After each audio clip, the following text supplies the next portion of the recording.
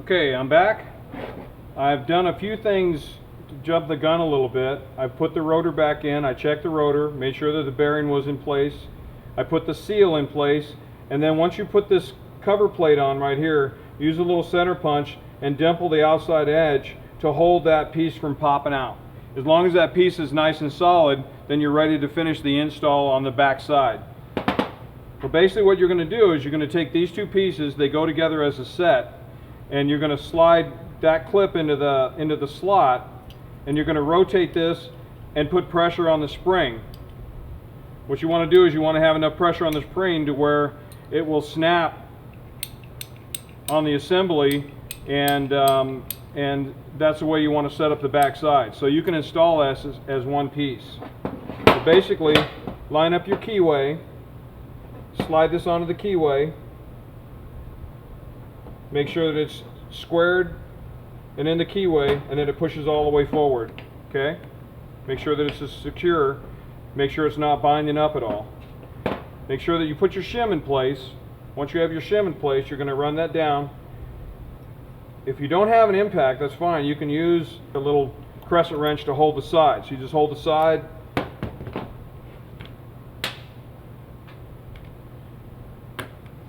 It's not really a torque setting on it. The thing is don't break it.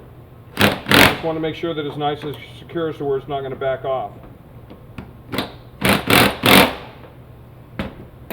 Okay, once that's secure, you can make sure that it snaps correctly and that there's enough tension on this assembly. So when you're taking it apart, pay attention to how much tension you have on that so you can match the tension when you put it back together.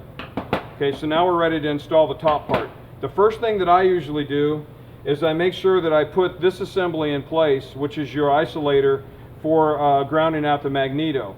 I usually put this in place first because the other components will get in the way of me doing the rest of the install. So you have a nylon washer on the inside and the outside, and then you have a nylon tube that slides into the center of the housing. But basically what you want to do is make sure that this whole assembly is going to be isolated.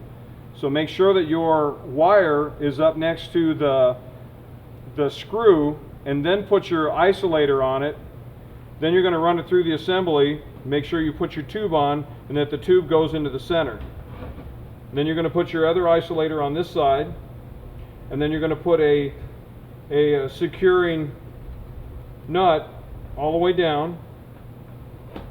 Make sure that this stays nice and low so that it doesn't, so that you don't have trouble getting it to lay down when you're putting the rest of the assembly back in place.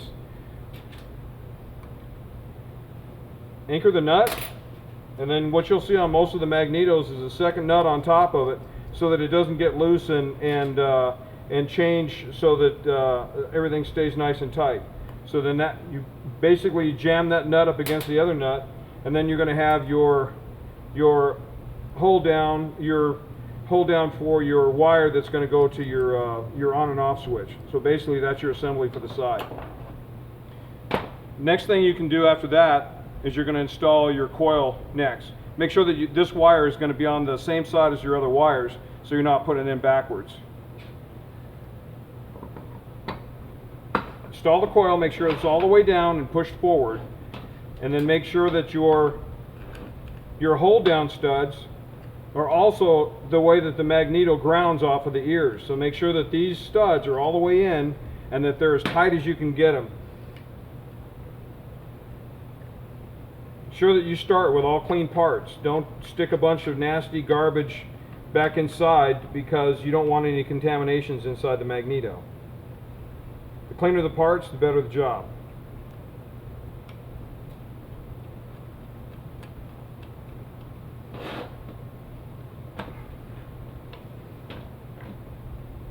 Okay, once the coil is installed, the next thing you're going to install is your nylon gear.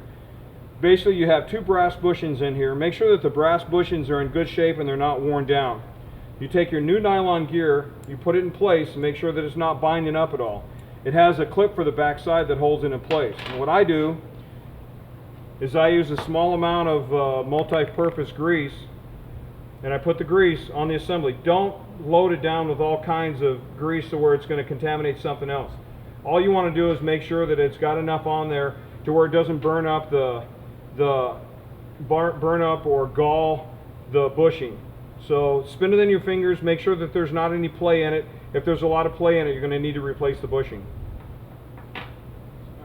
Once you have this greased, now you can go ahead and put your clip on the back side. Most of the time you can just do it with your fingernails or whatever and get it to clip in. If you can't get it to clip all the way in, then you're going to have to use your snap ring pliers to do it. But you can just check it to make sure that it's in the groove, that it's secure, and it's not going to pop out of place. Usually what I do is just slightly spin it in both directions to make sure that it's secure. Then turn it, pull on it a little bit, make sure that it's secure, then it's going to stay in that groove, and then you're ready to install it back onto the main assembly. So remember that this groove fits into this groove right here. So when you put it back in place, make sure that it snaps in.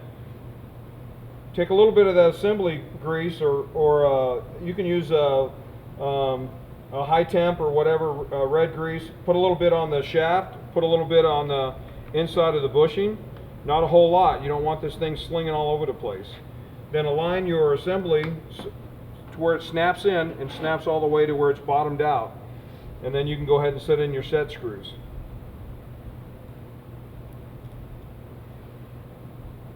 Now remember, your rotor is magnetized, so these set screws, you want to make sure that you don't just throw them up on top of the assembly, because if it drops down into the coil area, it'll just suck right over into the rotor and you'll have to take this plate back off. So stick your fingers in the way to where if they do pop, they won't fall all the way in, because then you'll be taking it back apart again. Make sure you get all of your bolts in first before you start tighten them all the way down. You want to tighten them evenly so that it pulls down squared, so that it doesn't bind anything up on the rotor and the gear assembly. So make sure they're bottomed out.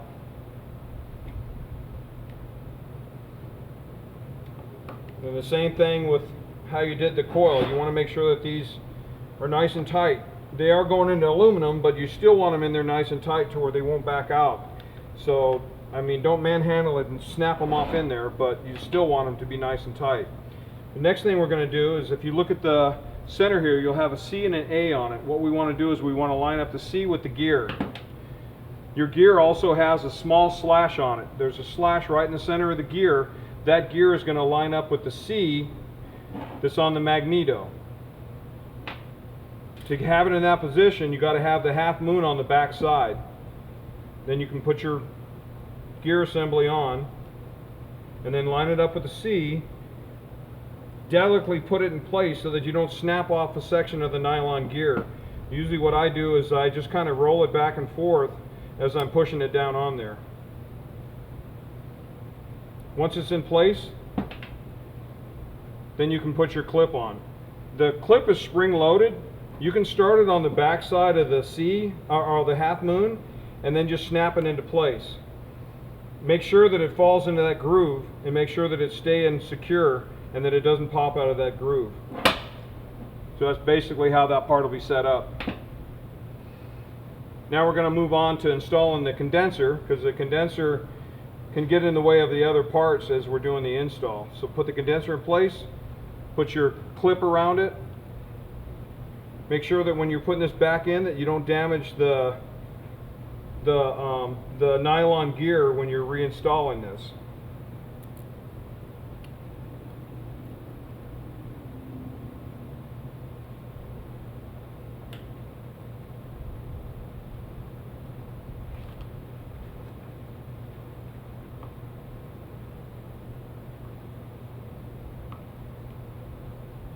After you get this assembly done, because I have to, after you finish those screws, you have to switch memory cards on one camera.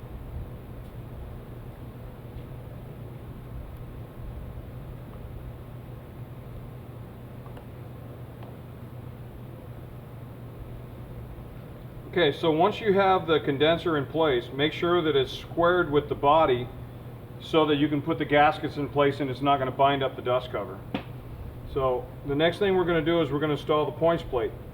Make sure that you do not put your fingers on where the points make their contact. you don't want to get any acids or anything on from your fingers, because it'll cause the parts to fatigue early. So make sure that you don't touch them when you're putting them in place. Okay, so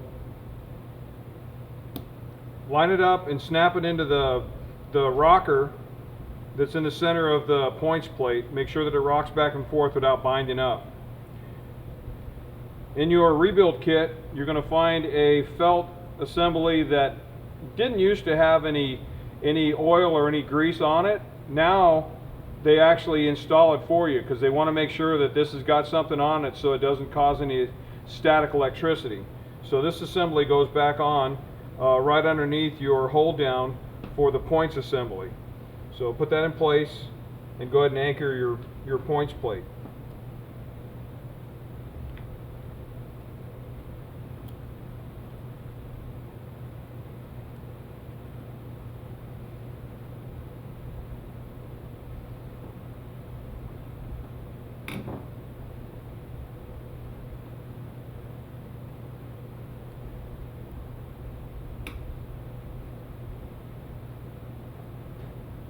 Remember, when you're doing this, make sure you're paying attention to not dropping any of these nuts and bolts down in here and causing it to stick next to the rotor and having to disassemble everything. Okay, once you have these in place, do not tighten them all the way down, because you still need to adjust the rocker for your points gap. Okay, next thing you're going to install is the top part of the points assembly. Push it down into place, make sure that the spring is not binding or touching anything, and then install the hold down clip. Again, make sure that you pay attention and don't let this slip out from your fingers and go down into the mag. Hold it in place securely and push it on with the screwdriver. And once this is in place, you can go ahead and install all your wiring for your assembly. Make sure that your wire goes on first, or that your points plate assembly goes on first and goes up against the nylon hold down, and then you can install all your wiring on top of it.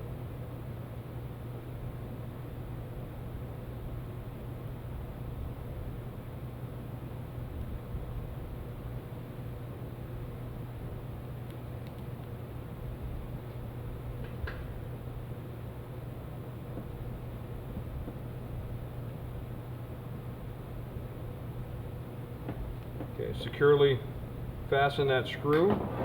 Make sure that your arm is not touching anywhere, that it's not grounding out or making contact. Make sure it's not touching the center screw or making contact. So pay attention to where it's sitting at and make sure it's not binding in any way.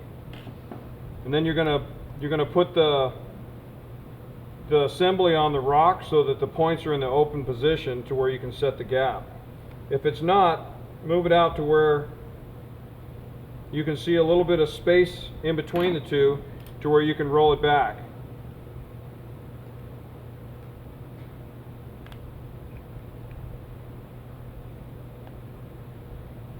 Okay, once you get it close, then you're going to use a feeler gauge. Your feeler gauge, make sure that there is no oil or any product on that you wipe it off with something. Make sure that it's nice and clean, that you don't have any oil residue on it. And then check your points gap until you get it to where this will slide in and just barely snag on both sides.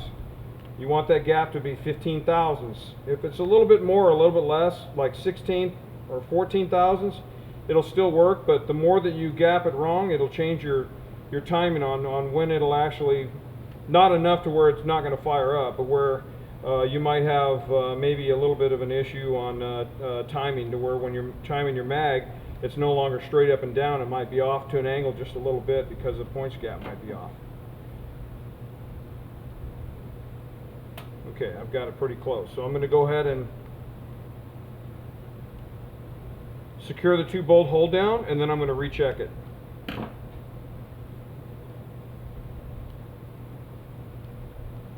Perfect. All right. Now we're going to go ahead and install the rest of the assembly.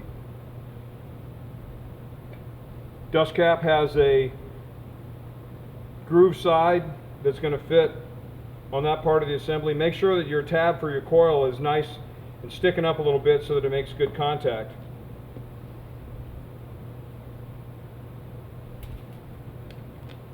Put your 4-bolt assembly in.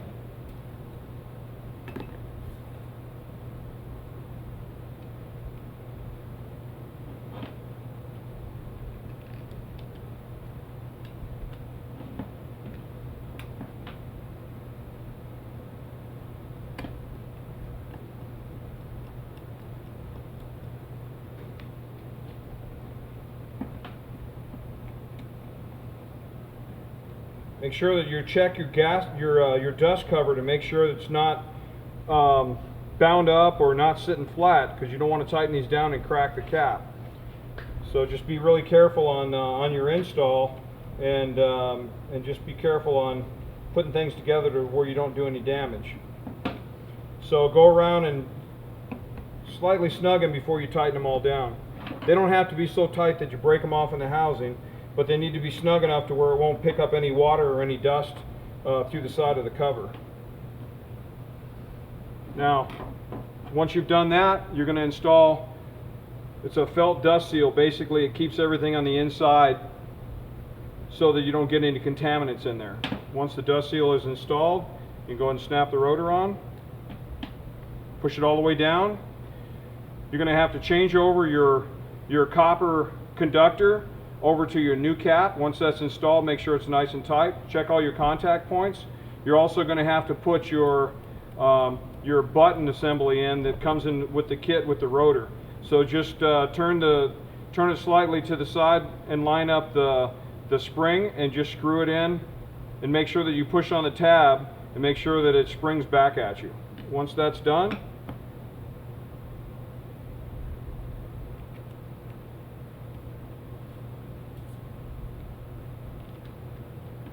you can go ahead and anchor the top.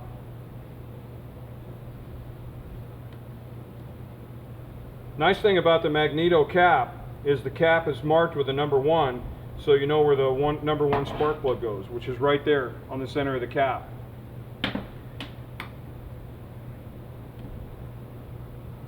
Alright, once you have that assembly all set up, now you can go ahead and put your paperclip assembly in.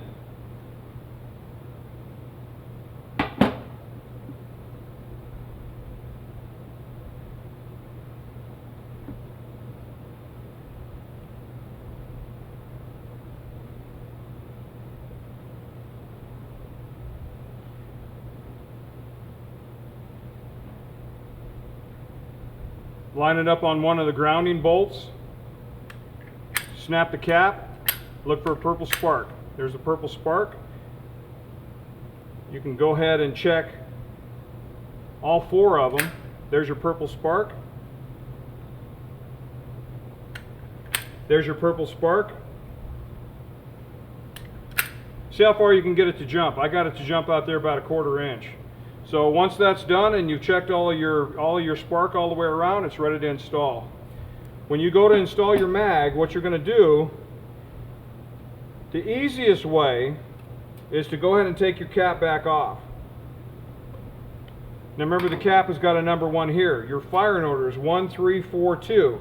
So what you want to do is you want to rotate the rotor until the rotor is facing number 4, because that's how it's set in. Once you have that facing number 4, you can go ahead and put this assembly back together. And you'll notice on the back side that your slot is straight across from each other. Straight across from each other. And that's how it's going to go into the governor assembly, and it'll be on the compression stroke on number 4. That's how it fires. Next, we'll be showing you how to do the install.